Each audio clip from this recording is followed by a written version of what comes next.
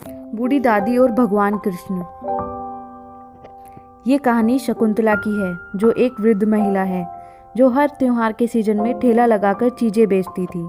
जैसे रक्षाबंधन पर राखी, दिवाली पर पटाखे, होली पर रंग, वैसे ही इस बार बूढ़ी दादी संक्रांति पर पतंगे बेच रही थी। बूढ़ी दादी भगवान कृष्ण को बहुत मानती थी। वह रोज सुबह शाम मंदिर में माथा टेकने जाती थी। उसके घर में चारों दीवारों पर भगवान कृष्ण की ही तस्वीरें थी। वो कृष्णा की इतनी बड़ी भक्त थी कि मानो राधा का दूसरा जन्म हो गया हो। इस बार बूढ़ी दादी की आर्थिक समस्या ज़्यादा खराब थी। उसके परिवार में उसके आगे पीछे कोई नहीं था। वो अब ज़्यादा वृद्ध हो गई थी। उनसे काम करना अब कठिन हो गया था। उसने ठेला तो लगा लिया था, परंतु पास कोई ग्राहक नहीं आया। सब पड़ोस वाले दुकानदारों के पास जा रहे थे, उसके पास कोई नहीं आ रहा था। उसने देखा आज भी कोई नहीं आएगा। उसने मन ही मन सोचा, हे कृष्ण, मुझसे क्या गलती हो गई जो आप मुझसे इतनी बड़ी सजा दे रहे हो? कृपया करके मेरी सहायता कीजिए। समय बीतता जा रहा था, तभी एक छोटा बच्चा दादी के पास आता है। दादी दादी 2 पतंग दे दो। दादी ने कहा, लो बेटा, और एक पतंग 2 रुपए की है। बच्चे ने कहा, दादी मेरे पास तो 2 रुपए ही हैं। दादी ने सोचा, बिक्री तो वैसे भी नहीं हो रही है। दादी ने उसे भगवान का रूप समझकर एक पतंग फ्री में दे दी।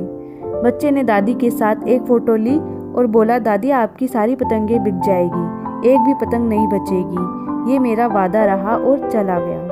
कुछ समय बाद दादी के ठेले पर मानो कोहीमान सा छा गया। उसने चारों तरफ भीड़ ही भीड़ हो गई। उसके पास ग्राहकों का मेला सा छा गया। उसकी सारी पतंगें बिक गई। वो हैरान हो गई थी कि थोड़ी देर पहले कोई नहीं आ रहा था और अब इतने लोग आ गए। वहीं दादी को वो बच्चा दिखता है। बच्चे ने बोला, दादी बोला था ना, एक भी पतंग नहीं बचेगी। दादी खुशी के आंसू के साथ उसके पीछे भागी। बेटा बेटा, अरे ओ बेटा, सुना तो तनिक। एक पल में बच्चा उसकी नज़रों से ओझल हो गया। तभी उसकी नज़र पेड़ पर लगे एक पोस्टर पर जाती है। उस पोस्टर में दादी की फोटो थी और लिखा था, कौन कौन दादी की सकरात अच्छी मनाएगा। वो जहाँ देखती उसे वो ही पोस्ट दिखते। वो मन ही मन बहुत खुश हुई। तभी उसके पैरों में एक पतंग आकर गिरी। उस पर भी सेम फोटो छपी हुई थी। दादी ने सोचा कि सारा काम उस नन्हे बालक का ही था। दादी बहुत खुश थी, पर दादी को क्या पता ये सब लीला तो नटखट कृष्ण की है। वो अपने भक्तों को कठिनाई में नहीं देख सकते। शिक्षा।